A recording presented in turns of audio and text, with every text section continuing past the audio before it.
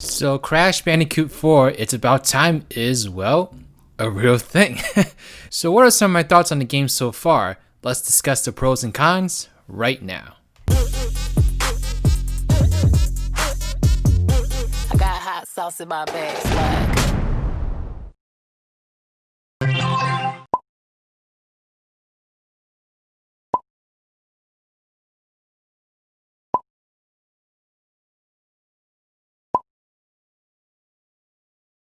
Hello there beautiful humans, my name is RidersDX. Welcome to my channel where today we're going to talk a little bit about Crash Bandicoot 4, It's About Time. And so I know that it's kind of about time that I actually talked about this game. Okay, I promise that's the only bad pun in this video. But with Rehydrated just kind of like taking over my life and everything else going on, I kind of thought, you know what, let's kind of just take our time. Let's take a look at everything that's coming out for this game so far, and then just have a nice chill video talking about some of the things I'm excited for, some of the things that I have questions about, and you know, just celebrate the fact that this game is even real, because we haven't had a brand new Crash Bandicoot game in over 10 years. And so just the fact that this is actually a thing is pretty exciting, let alone everything we've seen of it so far. And so I got 5 basic topics I'm gonna quickly go over in terms of things that I'm excited about, but also will include some things that I have questions or concerns about. I will say from the get-go, overall my views on this game is pretty positive. It looks very promising, and I'm very much looking forward to seeing how this develops in the future. But the first thing I want to talk about is the game's level design.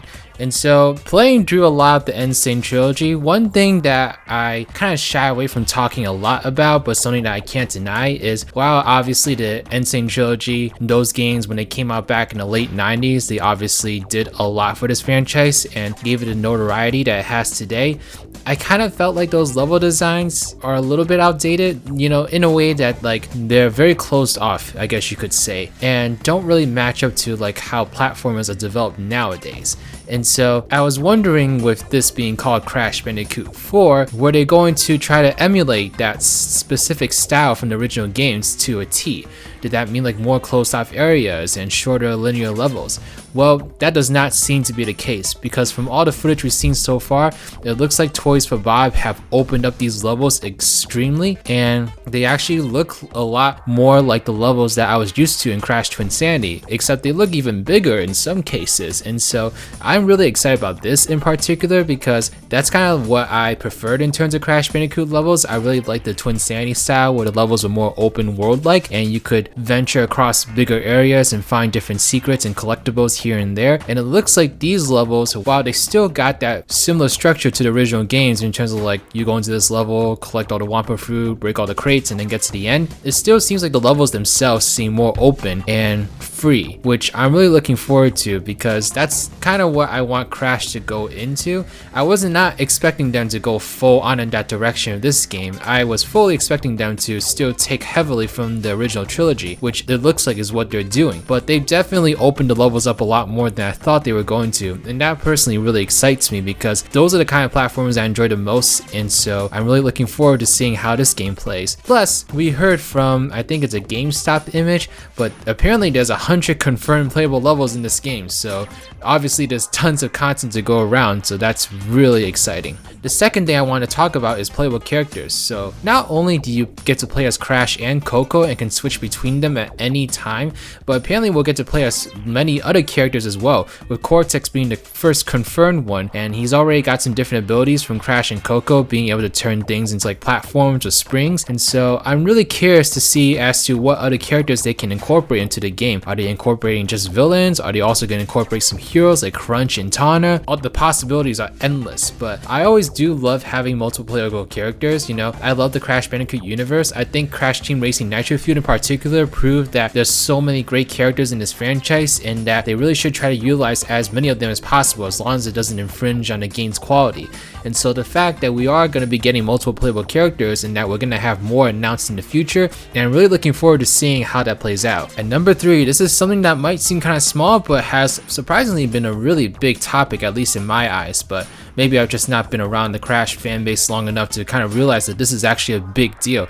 But I do love the fact that this game seems to be referencing past Crash Bandicoot games. So even though this game is called Crash Bandicoot 4, which caused a lot of initial fear that this game was going to be writing out all the games that came out after Naughty Dog's games, there are some subtle references in the game so far that allude to other titles in the game, along with a direct line from one of the masks that basically confirms that Toys for Bob is not going to be writing out those games, along with a whole bunch of other interview snippets and such that confirm that the other games will still be a part of the lore. It's more so that they may be put into what's called a multiverse, so there may be different dimensions that these games take place in. And so that makes complete sense. You think about the fact that the Crash of the Titans and Crash Mind of a Mutant Crash look completely different from this Crash. Obviously, it might explain why the timeline may have split into Wrath of Cortex and Twinsanity, but then kind of goes back to this for Crash Bandicoot 4. There's a lot of possibilities in terms of how this could go, and so I'm really hoping that this means that they'll actually reference other games and maybe even take levels from other games and put them in this one. I would love, absolutely love, if we got to visit Twinsanity Island and got to meet like the Twinsanity Crash. Like, that would just be such an awesome treat for someone who grew up on that game in particular, which was me, if you couldn't figure that out. And so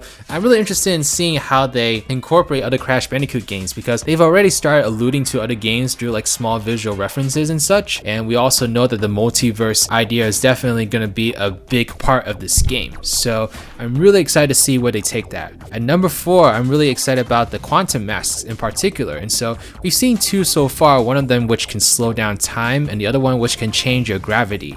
And so I think these masks definitely create some really interesting gameplay mechanics. So when you grab them, you can kind of like utilize them in a way to help you traverse through the levels and such.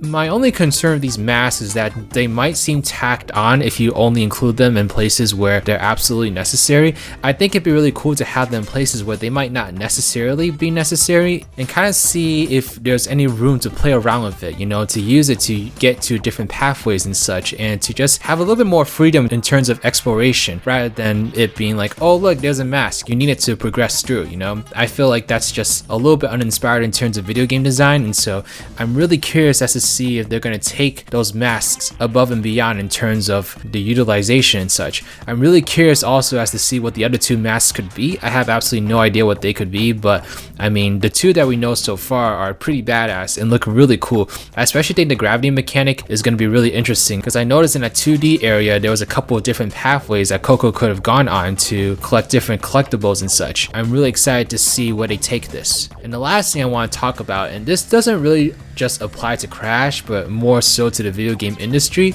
I'm really happy to see Crash come back in this way. I think that Crash Bandicoot started a trend in terms of remakes and remasters, because after we got the Insane Trilogy, obviously we got the Reignited Trilogy, we also got Medieval, we got Battle for Bikini Bottom Rehydrated, we got all these different platformers coming back in terms of remasters and remakes, with a lot more to come in the future, as I can imagine. And so now that we have Crash Bandicoot getting his own original game for the first time in over 10 years, it's only safe to assume that other franchises will follow the same pathway. And so maybe next year we'll finally see what the next Spyro game might look like, or maybe we might see a brand new SpongeBob game in the next couple years, which I'm actually really excited about in particular, if you couldn't already figure that out. And I would love to see other franchises get in on this trend too. I want to see a Banjo-Kazooie remake, I want to see a remake of the Sonic Adventure games, I want to see Rayman come back, I want to see who knows how many other platforming icons come back in this way, because platformers are definitely making a comeback and I could not be happier. These are my favorite kind of games, and to see them just flourish in this way through Crash Bandicoot is really amazing. And I really hope Crash Bandicoot continues setting trends and continues to make platformers more viable in this day and age, because man, they've been gone for so long in terms of mainstream spotlight attention. It's really great to see them finally get the respect that they deserve, because they had such a huge impact back then when video games were starting to rise in popularity for the first time. But then you had like FPS shooters, role-playing games, action-adventure games kind of take over the spotlight, and platformers just kind of died down, which was really disappointing. The only platformer that I felt like really still maintained its prominence was Mario, and that was it.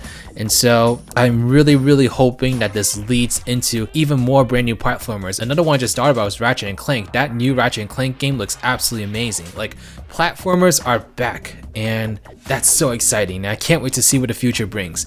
But okay guys, that's pretty much everything I had to say about Crash Bandicoot 4. It's about time, so far anyway. Let me know in the comment section below what you're most excited about in terms of Crash Bandicoot 4, and let me know if there's anything about the game that you're concerned about. I'd be really curious to hear your thoughts and just start some really great discussions. But okay, thank you so much. Please give this video a thumbs up if you like it, subscribe to my channel if you like videos like these, want to see more in the future, follow me on Twitter or Twitch, or join my Discord server, the Spongy Garden. Special shout out to Team Rival Sign Gamer, Glitch Dolphin, New Gamer Hub, Cheryl Rainfall, Abraham Muner, Maz Muner, The Nerd Corner, and Rudy Star Pony. These are my patrons / YouTube members. If you'd like to become a patron or YouTube member, get access to a whole bunch of different perks, and please check out the links in the description box below. But alright, this is Riders, riding out.